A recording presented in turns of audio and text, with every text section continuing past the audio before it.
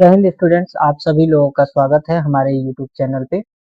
Students, आज हम लोग बात करने वाले हैं यहाँ पे आईटी कोड 402 जो है उसका चैप्टर डाटाबेस मैनेजमेंट सिस्टम। ठीक है, इसका जो थ्योरेटिकल पार्ट है उसको हम लोग यहाँ पे पार्ट 1 में यानी कि फर्स्ट वीडियो में कवर करेंगे। सेकंड जो इसका प्रैक्टिकल पार्ट है उसको हम लोग नेक्स्ट वीडियो में कवर करने वाले हैं। तो चलिए यहाँ पे जो भी इसका थ्योरेटिकल पार्ट है उसको हम लोग यहाँ पे देख लेते हैं।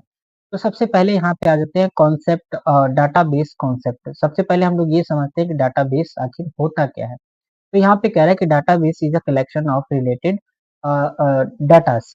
यानी कि डाटाबेस क्या है, एक कलेक्शन ऑफ डेटास हैं, यानी कि जब हमारे पास बहुत सारे इंफॉर्मेशन होते हैं। अब देखिए, इंफॉर्मेशन अलग होता है और जो कि है डेटा अलग होता है। जो आपका रॉ फॉर्म होता है जिसका मीनिंग कोई ना निकले उसी को हम लोग डेटा बोलते हैं, लेकिन उसी डेटा को जब हम लोग सिस्टमेटिक वे में अरेंज कर देते हैं तो वो हमारा इंफॉर्मेशन बन जाता है। तो जहाँ पे हम कोई भी चीजें स्टोर करके रखते हैं, जैसे कि यहाँ पे एग्जांपल में देखिए दिया हुआ है स्कूल रिकॉर्ड्स। अब कोई भी जब स्कूल है तो वो क्या करता है, स्टूडेंट्स के जो भी डिटेल्स होते हैं वो उसको कहीं ना कहीं वो क्या करता है, स्टोर करके रखता है। तो जहाँ पे वो इन सभी डिटेल्स को स्टोर करके रखेगा उसको हम लोग यहाँ पे बोलते हैं डेटाबेस, जहाँ पे रखते हैं। अब वो हो सकता है अगर मैनुअल काम कर रहे हो तो वो क्या हो सकता है, कोई रजिस्टर में रख रखते होते हैं, या अगर उनका अपना एप्लीकेशन है तो एप्लीकेशन में हो सकता है, या अगर एक्सेल पे वो रख रहे हैं तो एक्सेल हो सकता है। ठीक है, तो ये सभी चीजें बैंक्स में भी सेम चीजें हैं। ठीक है, उसके बाद यहाँ पे दिया हुआ है कि data stored in organize manner. जो भी डेटा होते हैं वो एक अच्छे ढंग से ऑर्गेनाइज होते हैं। उसके बाद क्या कह रहा है कि यहाँ पे third point helps in easy access update and management. यानी कि इजीली हम लोग उसको एक्सेस कर सकते हैं, इजीली जब भी हम लोग चाहें उसको डाउनलोड करना हो, देखना हो, देख सकते हैं। कोई अपडेट करनी हो, उसमें कोई भी चेंजिंग करना हो तो हम लोग कर सकते हैं, उसको मैनेज कर सकते हैं अपने तरीके से, जैसे रखना चाहें हम लोग उसको रख सकते हैं। मीन्स क्लास वाइज रखना चाहें, स्टूडेंट्स का रहता तो क्लास वाइज रख सकते हैं। ठीक है, हाउस वाइज चाहे तो हाउस वाइज रख सकते हैं, इस टाइप से। एग्जाम्पल मैंने आपको अभी बताई दी। ठीक है, अब आ जाते हैं हम लोग नेक्स्ट जो है वो है यहाँ पे डाटाबेस मैनेजमेंट सिस्टम, जिसको हम लोग शॉर्ट में डीबीएमएस भी बोलते हैं। तो क्या है कि यहाँ पे कह रहा है कि software use to manage the database.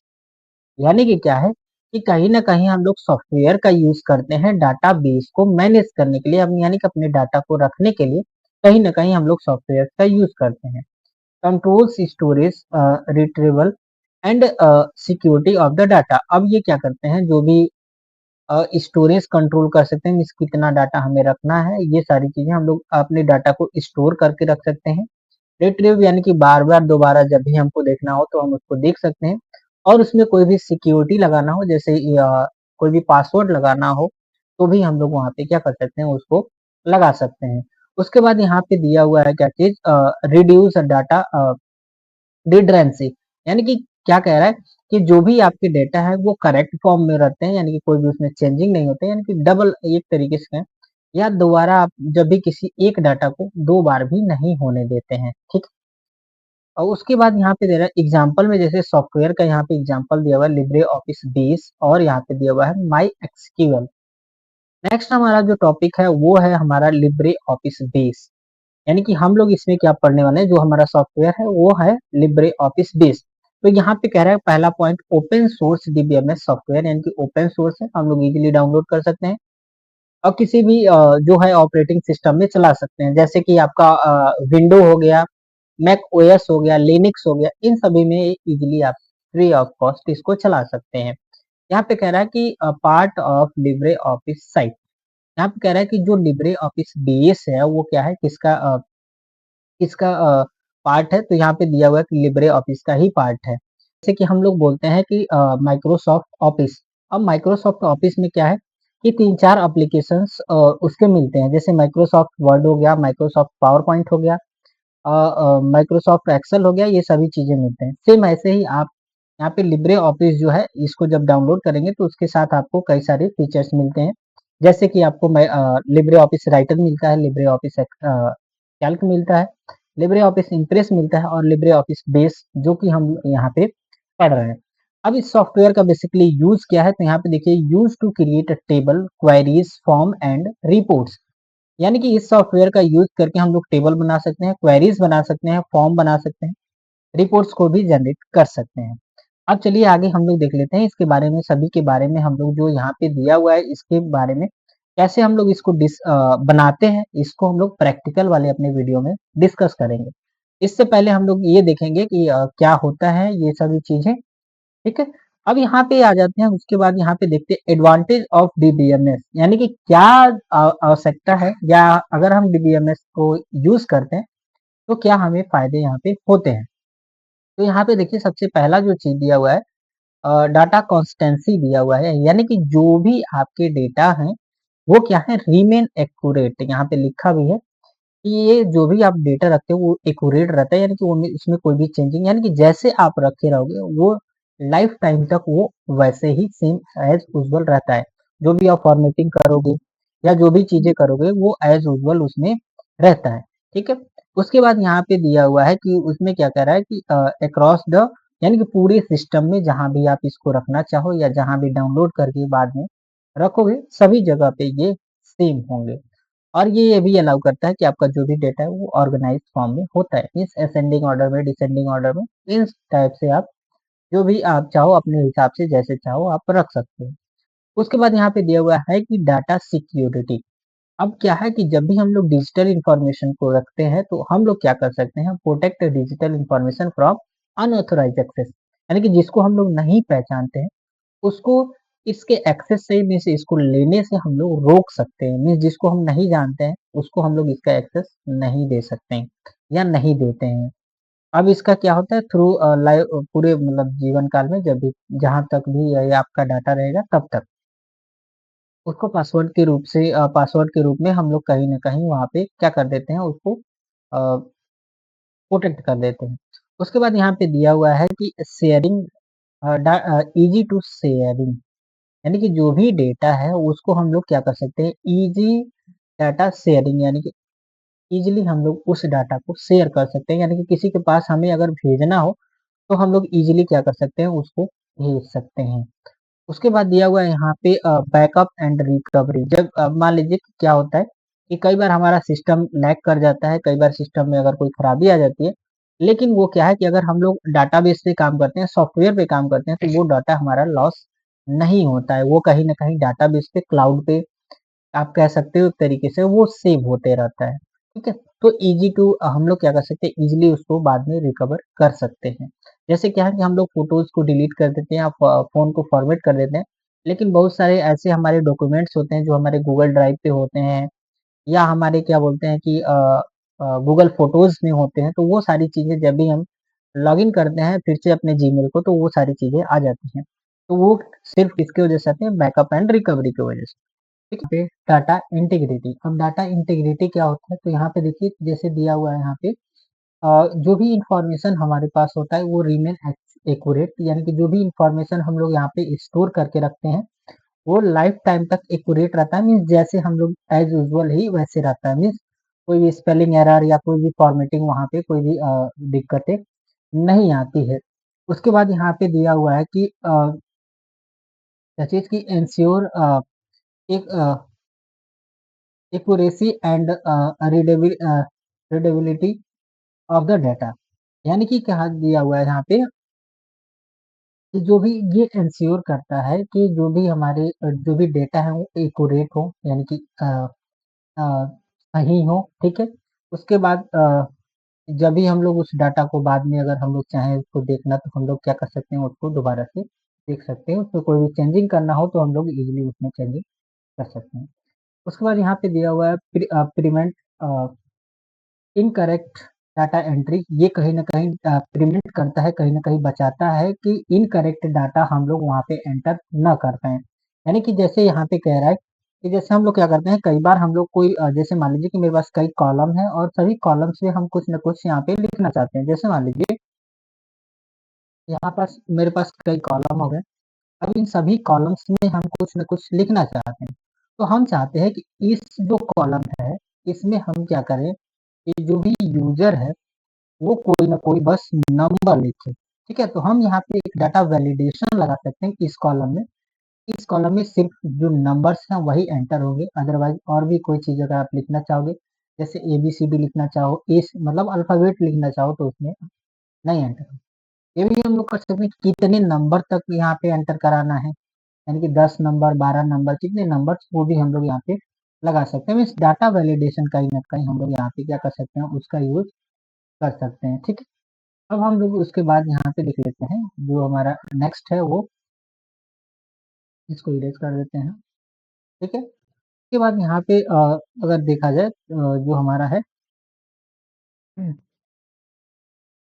उसके बाद यहाँ पे दिया हुआ है क्या चीज की maintain use maintained using rules and content. अब यहाँ पे क्या कर रहा है कि जो भी हम लोग यहाँ पे जो भी अपने डाटा है उसको मेंटेन रख सकते हैं, मीन्स अपने तरीके से रख सकते हैं, जो भी रूल रेगुलेशन को यूज करके हम लोग अपने तरीके से वहाँ पे क्या कर सकते हैं, अपने डाटा को स्टोर करके रख सकते हैं। उसके बाद नेक्स्ट हमारा जो है वो है कि यहाँ पे कॉन्सेप्ट ऑफ कीज हम लोग समझ लेते हैं, कीज क्या होते हैं। यहाँ पे बहुत सारे की हमको यहाँ पे देखने को मिल जाते हैं।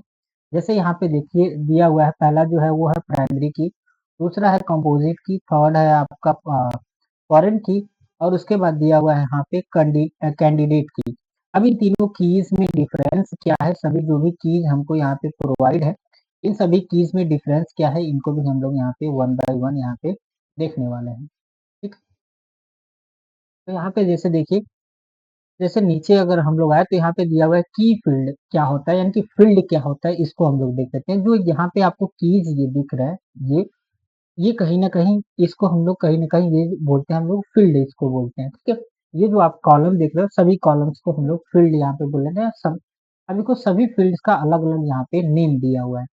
ठीक है, तो यहाँ पे पढ़ लेते हैं कि यहाँ पे कह रहा है कि specific columns in a database table used to uniquely identify the records and establish the relationships between different tables। यानी कि क्या कह रहा है कि यहाँ पे कि जो कीज होते हैं वो क्या होते हैं, कि वो किसी एक कॉलम में, जब भी हम लोग डाटा बनाते हैं तो उसमें किसी एक स्पेसिफिक कॉलम में हमें क्या चीजें लिखनी है, ये चीज वो बताता है, कौन, फील्ड। जैसे यहाँ पे देखिए, यहाँ पे लिखा हुआ है लोकेशन, तो यानी कि इस फील्ड में, ये जो हमारा फील्ड है इसमें हम लोग केवल लोकेशन यहाँ पे लिखने वाले हैं, ये चीज यहाँ पे बताता है। ठीक है, उसके बाद यहाँ पे नेक्स्ट अगर बात किया जाए तो आ गया हमारा, अब देखिए कीज कितने तरीके के होते हैं, अभी हम लोग यहाँ पे डिटेल में देखते हैं। सबसे पहला यहाँ पे है प्राइमरी की। तो प्राइमरी की क्या होता है, कि प्राइमरी की जो होता है वो क्या होता है, कि यूनिक कैरेक्टर होता है, मीन्स यूनिक होता है, मीन्स सभी रिकॉर्ड्स के लिए, सभी डाटा के लिए वहाँ पे यूनिक एक चीज होता है, जो हम लोग कहीं ना कहीं वहाँ पे इंसर्ट करते हैं। उसके बाद यहाँ पे दिया हुआ कि वो नल नहीं हो सकता, डुप्लीकेट नहीं हो सकता, मीन्स खाली भी आप उसको नहीं छोड़ सकते हो, डुप्लीकेट नहीं हो सकता, मीन्स एक अगर एक जगह पे आपने लिख दिया तो वो दोबारा आप कहीं पे नहीं लिखे हुए। उसके बाद यहाँ पे जैसे दिया हुआ है रोल नंबर या एम्प्लॉयड आईडी। अब यहाँ पे आप एक चीज देखना कि जो भी क्लास में जो भी स्टूडेंट्स होंगे उनके रोल नंबर सबके क्या होते हैं, डिफरेंट होते हैं। ठीक है, अब प्राइमरी की का बेसिकली हम लोग यूज तब करते हैं जब हमारे पास बहुत सारे जब हमारे पास सिमिलर टाइप के डेटा हो। जैसे मान लो कि एक क्लास में दो बच्चे हैं, दोनों का जो नेम है वो सेम है। ठीक है, अब नेम सेम है तो हम लोग क्या, किससे उसको पहचानेंगे, हो सकता है कि उसके पापा का नेम जो है वो डिफरेंट हो तो पापा के नेम से पहचान। लेकिन अगर मान लीजिए कि उसके पापा का भी नेम डिफरेंट है, मतलब सेम है, तब हम क्या करेंगे। तो वहां पे क्या है कि हम लोग क्या करते हैं कि जब भी हम लोग किसी चीज को बनाते हैं तो उसके लिए एक यूनिक कैरेक्टर देते हैं, एक यूनिक नेम दे सकते हैं, कैरेक्टर दे सकते हैं, या नंबर दे सकते हैं, जो सभी रिकॉर्ड्स के लिए अलग अलग होता है, जिसको हम लोग बोलते हैं प्राइमरी की। जैसे यहाँ पे देखिए दिया हुआ है कि ये जो है इम्प्लॉय आईडी, ये प्राइमरी की है, क्यों, क्योंकि सबके लिए यहाँ पे अलग अलग है। ठीक है, अब आ जाते हैं, उसके बाद यहाँ पे दिया हुआ है कि डिफरेंस बिटवीन प्राइमरी की, फॉरेन की, कैंडिडेट की एंड कंपोजिट की, तीनों में डिफरेंस क्या है, ये आपको यहाँ पे चारों में ये बताया हुआ है। तो यहाँ पे मैंने आपको बता ही दिया, आप इसको चाहे तो एज ए नोट्स पॉज करके लिख सकते हैं, पढ़ सकते हैं आप इसको, मैंने इसको आपको एक्सप्लेन कर दिया था। अब आते हैं हम लोग फॉरेन की क्या होता है। तो यहाँ पे देखिए, a field that links one table to a primary key of the other table. यानी कि मेरे पास मान लीजिए कि एक टेबल है, जैसे ये मान लीजिए कि यहाँ पे मैंने बनाया एक टेबल, जिसको मैंने नेम दिया टेबल ए, इसको मैंने नेम क्या दिया, टेबल ए। यहाँ पे लिख लेते हैं हम लोग, जैसे ये लिखा, और यहाँ पे लिखा ये ए, और यहाँ पे लिखा जो है टेबल बी। अब ये जो टेबल है यहाँ पे मैंने एक टेबल बनाया और एक यहाँ पे टेबल मैंने बना दिया, ठीक है। अभी इन दोनों टेबल में हम लोग कुछ ना कुछ प्राइमरी की रखेंगे। ये दोनों टेबल जो है मान लीजिए डिफरेंट मतलब अलग अलग। यहाँ पे मैंने एक प्राइमरी की लिया और यहाँ पे एक मैंने प्राइमरी की लिया, दोनों का प्राइमरी की हुआ। अब हम क्या करेंगे, ये जो प्राइमरी की है अगर इस प्राइमरी की को इस प्राइमरी की से अगर हम लोग ऐड करते हैं, जोड़ते हैं, अब ये जो प्राइमरी की है जब इससे जोड़ देंगे तो हम इसको बोलते हैं फॉरेन की। अब ये इस प्राइमरी की के लिए ये जो की है वो फॉरेन हो गया, मीन्स विदेशी हो गया, क्योंकि ये इसके देश का तो है नहीं, ये इसके, तो ये जब यहाँ से यहाँ आएगा तो इसको हम लोग बोलते हैं फॉरेन की, ठीक है। अब उसके बाद एक और देखते हैं हम लोग जो और दिया हुआ है, एक दो चीजें और दी थी यहाँ पे। उसके बाद यहाँ पे दिया हुआ है तो इसको आप लोग रीड कर सकते हैं। उसके बाद यहाँ पे दिया हुआ है क्या चीज कि कंपोजिट की।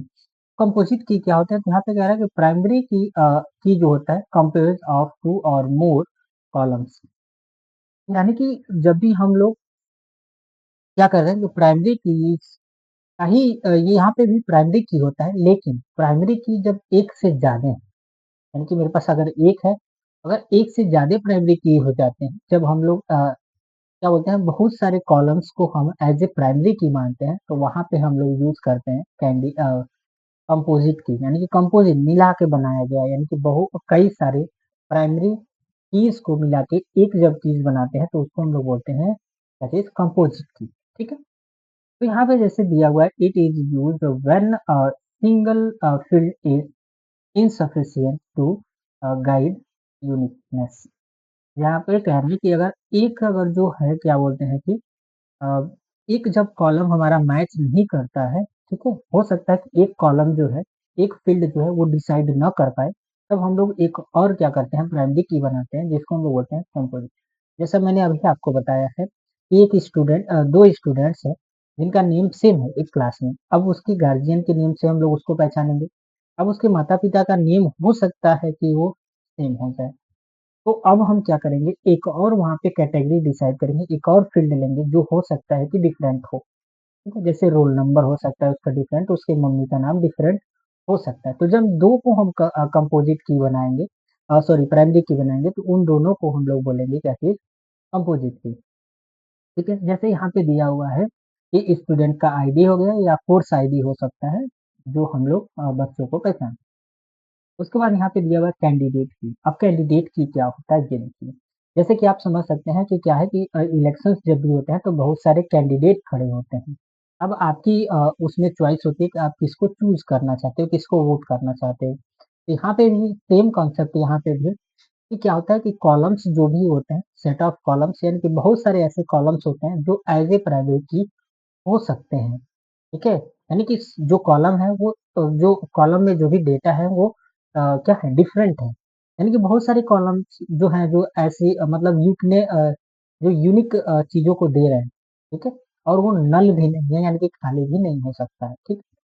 तो उस चीज को जैसे मैं बोल देता हूँ एक चीज, स्टूडेंट का रोल नंबर भी क्या होता है, स्टूडेंट का रोल नंबर भी डिफरेंट होता है, स्टूडेंट्स का जो एडमिशन नंबर है वो भी सबका डिफरेंट होता है। तो वो वहां पे देखिए दो चीजें हैं जो प्राइमरी की हो सकती हैं, तो उसी को आप देखिए जब मोर देन वन प्राइमरी की हो सकते हैं तो उसको हम लोग बोलते हैं कैंडिडेट की, ठीक है। तो आ जाते हैं यहाँ पे फील्ड प्रॉपर्टीज पढ़ लेते हैं, यानी कि फील्ड जब हम लोग डिसाइड करते हैं तो वहाँ पे क्या क्या चीजों का हमें ध्यान रखना होता है उसको यहाँ पे देखते हैं। तो सबसे पहले यहाँ पे दिया हुआ कि फील्ड की प्रॉपर्टीज क्या होती है, यानी कि क्या क्या आप फील्ड में कर सकते हो, यानी कि जब भी आप कॉलम या रो डिसाइड करते हो, कॉलम बनाया हुआ तो यानी कि टेबल में जब भी कोई डाटा फिल करते हो तो क्या क्या चीजें वहाँ पे आप कर सकते हो या फिर सबसे पहले यहाँ पे दिया हुआ ऑटो वैल्यू, यानी कि क्या है कि जब भी आप ऑटो वैल्यू वहाँ पे सेट कर दोगे, यानी कि आपको उस कॉलम में कोई भी चीज लिखनी नहीं होती है, ऑटोमेटिक वो चीजें आती रहती हैं। जैसे कि मान लीजिए सीरियल नंबर, अब सीरियल नंबर क्या होता है कि आप सीरियल नंबर तो एक एक का लिखोगे नहीं, आप वहाँ पे ऑटो जब सेट कर दोगे तो ऑटोमेटिक वहाँ पे क्या होंगे 1 2 3 4, जैसे आप डेटा एंटर करते जाओगे ऑटोमेटिक सीरियल नंबर जनरेट होते जाते हैं। उसके बाद यहाँ पे दिया हुआ है कि क्या चीज एंट्री रिक्वायर्ड, यानी कि यहाँ पे जब आप वहाँ पे उस किसी एक बॉक्स में आप एंट्री अगर रिक्वायर्ड चूज कर देते हो, जैसे मान लो कि मैंने एक कॉलम बनाया जिसमें स्टूडेंट्स का नंबर लिखना है, अगर मैं उस कॉलम को क्या कर देता हूँ, एंट्री रिक्वायर्ड कर देता हूँ, यानी कि बिना उसमें कुछ फिल किए, बिना उस सेल में नंबर लिखे वो जो यूजर है वो आगे नहीं बढ़ सकते। ठीक है। उसके बाद लेंथ लेंथ हम लोग डिसाइड कर सकते हैं कि कितनी बड़ी चीजें लिखनी है। जैसे कोई यूजर होते हैं बहुत सारी चीजें लिख देते हैं, तो हम लोग डिसाइड कर सकते हैं कि आपको 10 ही जो लेटर है 10 ही लिखने हैं, 20 लेटर लिखने हैं, 24 लेटर या कितने लेटर हम लोग चाहें वहाँ पे डिसाइड कर सकते हैं। ठीक है, कि इससे बड़ा लेंथ जो है वो नहीं होना चाहिए। उसके बाद डेसिमल प्लेस, यानी कि अगर डेसिमल में कोई चीजें लिख रहे हो तो कितने डेसिमल तक आप लिख सकते हो, ये चीज है। डिफॉल्ट वैल्यू, अगर यूजर कुछ नहीं लिखता है, यानी कि जब उसको खोलता है तो डिफॉल्ट रूप से क्या चीजें वहां पे दिखाएगी, ये चीज। ठीक। उसके बाद फॉर्मेट और एग्जाम्पल। अब यहाँ पे दिया हुआ फॉर्मेट एग्जाम्पल में हम लोग क्या करते हैं कि जब भी हम लोग क्या करते हैं, जैसे डेट हम लोग लिखते हैं तो डेट को कई तरीके से लिखते हैं। कई लोग वाई वाई MM DD के फॉर्म में लिखते हैं। ठीक है, या कई लोग क्या करेंगे कि वहाँ पे जैसे मान लीजिए कि आज का अगर मैं डेट बोलूँ तो यहाँ पे दिया हुआ है क्या चीज, यहाँ पे देखिए कुछ इस फॉर्मेट में भी हम लोग लिख सकते हैं। सबसे नीचे यहाँ पे अगर मान लीजिए कि आज कौन सा है, दिसंबर है, तो दिसंबर दिसंबर हम लिख सकते हैं दिसंबर। उसके बाद जो भी डेट है उसके बाद ईयर लिख सकते हैं। इस फॉर्मेट भी आप क्या कर सकते हैं, वहाँ पे चेंज कर सकते हैं। उसके बाद नेक्स्ट हम लोग आ जाते हैं यहाँ पे RDBMS, यानी कि इसका क्या मतलब है कि ये स्टैंड्स फॉर, इसका जो फुल फॉर्म कहा जाए तो यहाँ पे दिया रिलेशनल डाटाबेस मैनेजमेंट सिस्टम। अब ये क्या करता है कि जो भी यहाँ पे डेटा है उनको रो एंड कॉलम में क्या करता है, स्टोर करता है, यानी टेबल के फॉर्म में स्टोर करता है। अब यहाँ पे कह रहा है कि table are related using keys, यानी कि RDBMS में क्या होता है, बहुत सारे टेबल्स होते हैं और वो सभी टेबल्स जो हमारे कीज हैं, यानी कि जो फील्ड है उनसे कहीं ना कहीं क्या होते हैं, रिलेटेड होते हैं, यानी कि एक दूसरे से क्या होते हैं, जुड़े होते हैं। यानी कि जब भी एक चीज में कोई भी चेंजिंग करोगे दूसरे टेबल में हो जाएगा, दूसरे में कोई चेंजिंग करोगे तीसरे में, दूसरे में, सब में हो जाएगा। फॉर एग्जाम्पल में ऐसे माई एक्सक्यूएल दिया हुआ है। अब यहाँ पे देख लेते हैं डेटा टाइप। अभी से हम लोग बात कर रहे थे कि डेटा डेटा डेटा, अब हम लोग देख लेते हैं कि डेटा टाइप के। ठीक है, यानी कि जब भी हम कोई भी चीज लिखते हैं तो उसको हम लोग कई तरीके से लिख सकते हैं। हिंदी में लिख सकते हैं, इंग्लिश में लिख सकते हैं, अगर बाइनरी नंबर की बात किया जाए तो वो लिख सकते हैं। तो कितने तरीके के ऐसी चीजें हैं जो हम लोग अपने डाटाबेस में लिख सकते हैं, वही चीज यहाँ पे दिया हुआ है। तो यहाँ पे जैसे दिया हुआ है न्यूमेरिक लिख सकते हैं, डेट एंड टाइम लिख सकते हैं। उसके बाद यहाँ पे दिया हुआ कैरेक्टर, स्ट्रिंग, यूनिक कैरेक्टर, ये सारी चीजें हैं। आप चाहें तो इसको पॉज करके देख सकते हैं, लिख सकते हैं कि किसमें क्या चीजें होती हैं। मेन जो है वो आप यहाँ पे ध्यान रखेंगे, यहाँ पे दिया हुआ है न्यूमेरिक, डेट एंड टाइम, और यहाँ पे एक स्ट्रिंग दिया हुआ है। बेसिकली आपको तीन ही यहाँ पे याद रखने होते हैं। अब इसमें भी न्यूमेरिक में क्या चीज़ है आपको, तो डेसिमल, और यहाँ पे फ्लोट वैल्यू। फ्लोट में क्या होता है, जब भी हम पॉइंट में कोई चीज़ लिखते हैं तो उसको फ्लोटेड वैल्यू बोलते हैं, डेसिमल, ये सारे। उसके बाद इंट दिया हुआ है, इंट का मतलब इंटीजर वैल्यू हम लोग यहाँ पे लिखते हैं। डेट एंड टाइम दिया हुआ है, डेट एंड टाइम। ठीक है। अब स्ट्रिंग में क्या होता है, स्ट्रिंग में हम लोग कभी कैरेक्टर ही लिखते हैं, यानी कि A to Z से, ए से लेके जेड तक ही कोई कैरेक्टर हम लोग लिख सकते हैं। यहाँ पे सभी का यहाँ पे दिया हुआ है, एग्जाम्पल दिया हुआ है, और उसके क्या फॉर्म्स होते हैं ये भी दिए हुए हैं डाटा टाइप के। आप इसको चाहो तो स्टॉप करके आप लिख सकते हो। ठीक है? और याद भी कर सकते हो। इसको भी उसके बाद दिया हुआ है स्ट्रिंग क्या होता है, तो स्ट्रिंग का भी यहाँ पे दिया हुआ है, आप यहाँ पे देख सकते हो। स्ट्रिंग डेटा टाइप क्या है, तो यहाँ पे मैंने अभी आपको बताया है। और यहाँ पे कौन कौन सी वैल्यूज उसमें हम लोग लिख सकते हैं, यहाँ पे दिया हुआ है। जैसे यहाँ पे दिया हुआ है कैरेक्टर CHR, यानी कि कैरेक्टर मैक्सिमम लेंथ इसको 800 होती है। ठीक, यानी कि बाई डिफॉल्ट यहाँ पे कुछ चीजें दी गई हैं। ठीक, यहाँ पे इन सभी चीजों को यहाँ पे वन बाई वन करके रीड कर सकते हैं, जो कि ये पढ़ने वाली ही चीजें हैं। इसको एक्सप्लेन, इसमें कुछ एक्सप्लेन करने वाली चीजें नहीं है। तो आज के लिए इतना ही, मिलते हैं नेक्स्ट वीडियो में। तब तक के लिए जय हिंद, जय भारत।